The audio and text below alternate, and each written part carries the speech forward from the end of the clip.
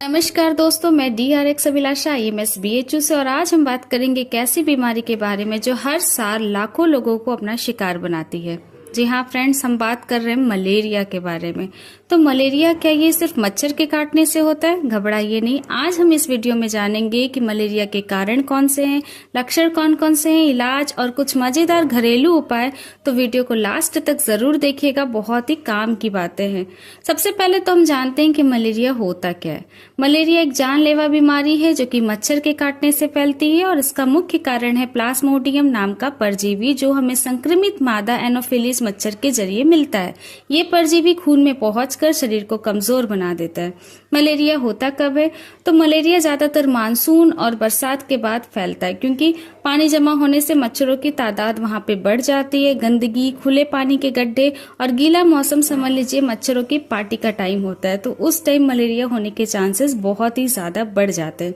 बात करें लक्षण की, तो अब हम बात करते हैं अगर मलेरिया के लक्षण कैसे होंगे, कैसे हम पहचानेंगे कि हमारी बॉडी में ये मलेरिया है। तो इसके लिए आपको कुछ सिम्टम्स होते हैं, जैसे कि अचानक तेज बुखार, कभी कभी ठंडी के साथ होता है, बहुत ज्यादा पसीना आना, सिर दर्द, उल्टी या जी मिचलाना, शरीर में कंपन या ठंड लगना, कमजोरी और थकावट। और ये जो सारे सिम्टम्स होंगे, ये हर 2-3 दिन में बुखार जो है वो बार बार आता है। ये मलेरिया की खास पहचान होती है। और सबसे ज्यादा इम्पोर्टेंट मलेरिया के बुखार की एक ये भी बात होती है कि इनका जो समय होता है बुखार का, वो एकदम फिक्स होता है। मतलब शाम के से रात तक रहेगा और दिन में नॉर्मल टेम्परेचर हो जाता है, फिर वापस शाम को वो बुखार बहुत तेज हो जाता है। तो इनका जो टाइम टेबल होगा बुखार आने का, वो फिक्स हो जाता है, जिससे कि ये कंफर्म होता है कि ये मलेरिया का ही बुखार है। इसके बाद इसकी जांच कैसे करेंगे, कैसे हमें पता चलेगा कि ये मलेरिया है? इसको कंफर्म करने के लिए कुछ डॉक्टर के पास टेस्ट होते हैं, जैसे कि पेरिफेरल ब्लड स्मीयर टेस्ट। इसके थ्रू हमें पता चलता है कि मलेरिया है या नहीं। और एक और टेस्ट होता है रैपिड डायग्नोस्टिक टेस्ट, RDT। ये सारे जो टेस्ट होते हैं, इन दोनों में ही हमें तुरंत कराना चाहिए अगर हमें ऐसे कुछ लक्षण दिख रहे हैं, जिससे कि कंफर्म होता है कि मलेरिया हमें है या नहीं है। तो अगर ये टेस्ट से कंफर्म होता है तो इसका इलाज कैसे करेंगे? तो मलेरिया का इलाज संभव है, पर अगर हम सही समय पर जाते हैं तो अक्सर क्या होता है कि पेशेंट बहुत ही ज्यादा लेट कर जाते हैं और मलेरिया को समझ नहीं पाते। तो हमें इसके लिए तुरंत डॉक्टर के पास जाना चाहिए। 3 दिन से ज्यादा अगर लक्षण दिखते हैं ऐसे, तो आपको तुरंत के तुरंत डॉक्टर के पास जाना चाहिए। तो मलेरिया का इलाज करने के लिए डॉक्टर अक्सर कुछ दवाइयां देते हैं, जैसे कि क्लोरोक्विनीन हुआ या ACT हुआ या पैरासीटामोल हुआ। ध्यान रहे दवाइयां कभी भी बीच में ना छोड़ें, पूरा कोर्स हमेशा करना चाहिए आपको। नहीं तो कभी कभी क्या होता है कि अगर हम बीच में दवाइयां छोड़ देते हैं करना, तो वापस से ये प्रॉब्लम हो सकती है। और ये जो दवाइयां हैं मलेरिया का, इन्हें खुद से समझ के नहीं लेना चाहिए कभी, जब तक आपने ये सारा टेस्ट जैसे कि RDT वगैरह टेस्ट ना करा ले, कंफर्म ना हो जाए, तब तक ये दवाइयां भी खुद से नहीं लेना चाहिए। बात करते हैं कुछ आसान से घरेलू उपाय यानी कि देसी इलाज के बारे में। तो आपको करना क्या है कि आपको लेना है तुलसी और काली मिर्च। ये तुलसी और काली मिर्च का बनानी है चाय यानी कि काढ़ा। ये बहुत ही अच्छा होता है। ये हमारी बॉडी में इम्यूनिटी को बूस्ट करता है, बुखार को कम करने में भी हेल्प करता है और साथ ही साथ हमें मलेरिया को दूर करने में बहुत ही ज्यादा हेल्प करता है। तो आपको दिन में 4 बार 3 बार जितना हो सके ये काढ़ा जरूर पीना चाहिए। इसके साथ ही नींबू पानी और शहद, ये बॉडी को डिटॉक्स करता है और थकान को कम करता है। तो नींबू पानी और शहद बहुत ही इंपॉर्टेंट है। इसके साथ ही आप चाहें तो नारियल पानी, जो कि हमारी इम्यूनिटी को बूस्ट करने के लिए, बॉडी को तंदुरुस्त करने के लिए, एनर्जी देने के लिए बहुत इंपॉर्टेंट है। और साथ ही अनार का रस भी बहुत इंपॉर्टेंट है। ये दोनों ही हमारे बॉडी में प्लेटलेट्स को भी बढ़ाने में हेल्प करते हैं। तो आप का भी इस्तेमाल आसानी से करिए और ज्यादा करिए।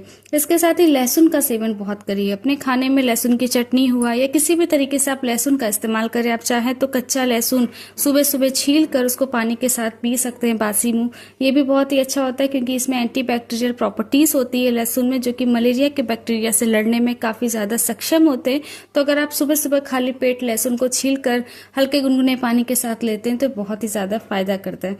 इसके साथ ही गिलोय का काढ़ा, जी हाँ फ्रेंड्स, गुड़ची हर बुखार में बहुत ही अच्छा काम करता है।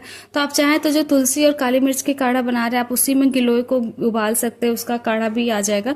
और नहीं चाहें तो आप पर्सनली गिलोय का काढ़ा का पॉकेट आता है, पाउच आता है, जहां से आप उसको 1 चम्मच पानी में उबाल करके आप उसको दे सकते हैं। बहुत ही अच्छा होता है।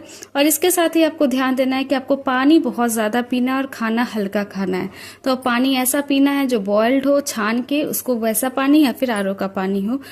नॉर्मल पानी आपको इस समय नहीं लेना। लेना चाहिए। इस सभी के साथ आप चाहें तो कुछ बचाव कर सकते हैं जिससे कि आप मलेरिया की प्रॉब्लम्स को खत्म कर सकते हैं। वो चीजें क्या है, बहुत ही सिंपल है, बहुत ही घरेलू है। जैसे कि मच्छरदानी का इस्तेमाल करें। जाहिर सी बात है, बारिश के मौसम में मच्छर बहुत ज्यादा होने लगते हैं, तो आपको जब भी सोना है तो मच्छरदानी का यूज करना है। अगर आप मच्छरदानी का यूज नहीं करते हैं तो मच्छर वाले जो कॉयल होते हैं, लिक्विड होते हैं, वो जरूर लगाएं ताकि मच्छर आपके घर में प्रवेश ना कर सके। इसके साथ ही घर में कहीं पर भी पानी जमा न होने दें, क्योंकि जहाँ पे गंदा पानी इकट्ठा होता है वहां पे ये मच्छर बहुत ही तेजी से फैलते हैं। इसके अलावा मच्छर भगाने वाली क्रीम आती है, स्प्रे आते हैं, इन सभी का इस्तेमाल करना है और पूरी बांह के कपड़े पहनना है ताकि ये मच्छर काट ना पाए आपको। तो पूरी तरीके से आप जितना ज्यादा मच्छर से बचेंगे उतना ही आपको आसानी रहेगा इस मलेरिया की प्रॉब्लम को छुटकारा पाने के लिए। तो दोस्तों, मलेरिया खतरनाक जरूर है, लेकिन सावधानी और सही इलाज से इसे हराया जा सकता है। अगर वीडियो पसंद आया हो तो लाइक करें, शेयर करें और सब्सक्राइब करें मेरे channel DRX Abhilasha EMS BHU को। Stay safe, stay healthy. मिलते हैं अगले वीडियो में। Bye bye.